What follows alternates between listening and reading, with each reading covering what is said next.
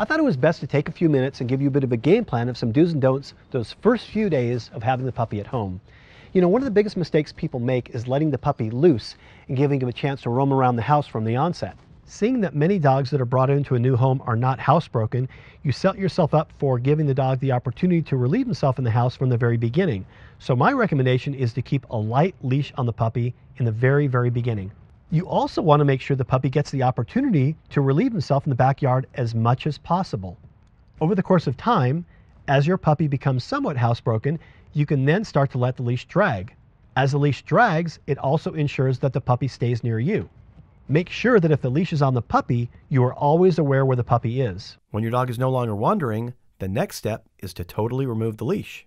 Another mistake I see owners make is not letting the puppy have his own time.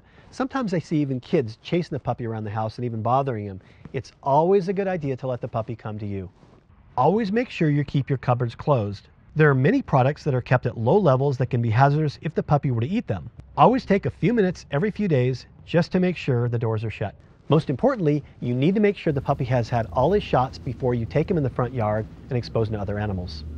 A great idea is to set up an appointment with your veterinarian before you bring your puppy home. Remember, you can't have a well-trained puppy unless you have a healthy puppy. That starts off with feeding Bil-Jac and a visit to your vet. Don't forget, a well-trained dog makes for a happy home.